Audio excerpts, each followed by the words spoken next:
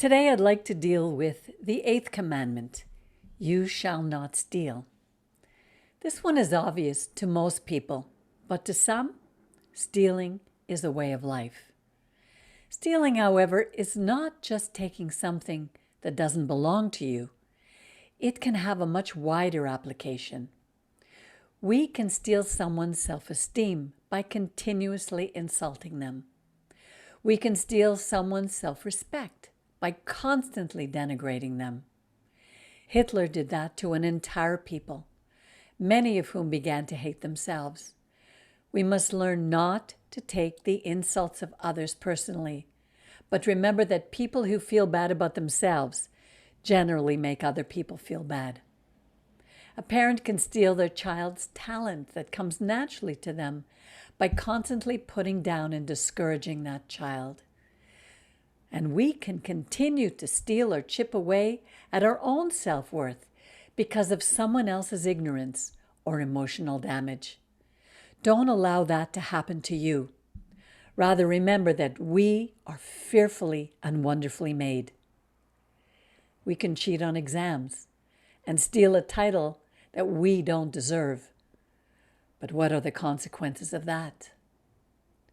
We can steal someone's peace of mind through caustic behavior, such as constant complaining or worrying. Proverbs 27 says that a nagging wife is like the dripping of a leaky roof in a rainstorm. The constant complaints of the children of Israel caused Moses to lose his temper and his right to enter the promised land. Our behavior has consequences, both to ourselves and to others. We can steal someone's hope or excitement about a future project by our negativity. That can break a relationship. The consequence of stealing goes far deeper than someone taking a piece of our property. It affects our soul. I remember returning home after a weekend away with my family and finding that someone had broke in and stolen some very specific items. Our housekeeper never came back after that, and she knew where our things of value were kept. The saddest thing for me was to watch the reaction of my 5-year-old daughter.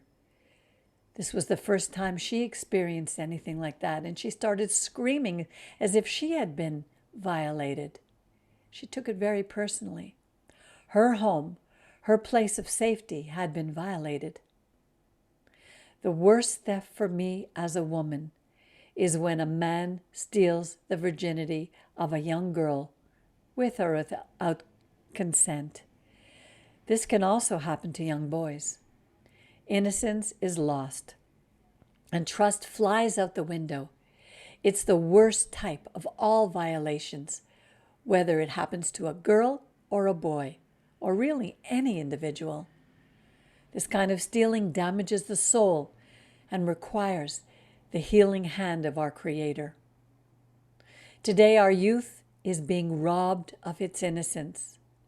This amoral society is stealing childhood away from our children who are being forced to see and do things inappropriate, not only for them, but for people of any age. This is being done in our school system by teachers in whom we entrust our children.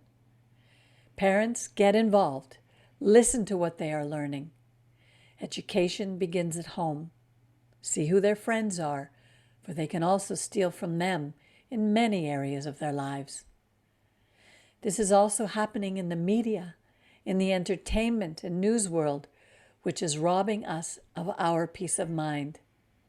Today, our freedom is being stolen right from under our noses, while we are slowly being lulled into complacency or frozen with fear. Free will is a gift from God and comes with responsibility for our choices, which hold consequences. Yes, you shall not steal is far greater than we might have thought. You shall not steal encompasses so many areas in our life and is part of loving your neighbor as yourself. What has been stolen from you? I'm sure you can think of some yourself.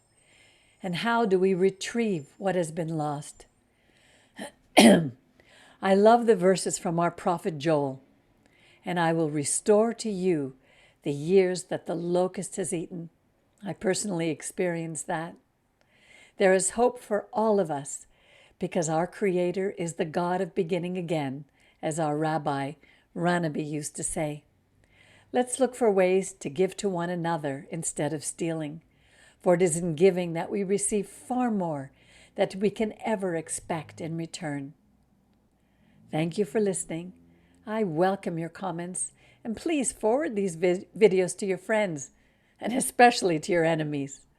Subscribe to our channel so that you won't miss any of our valuable teachings on how to live Torah, and press the like button.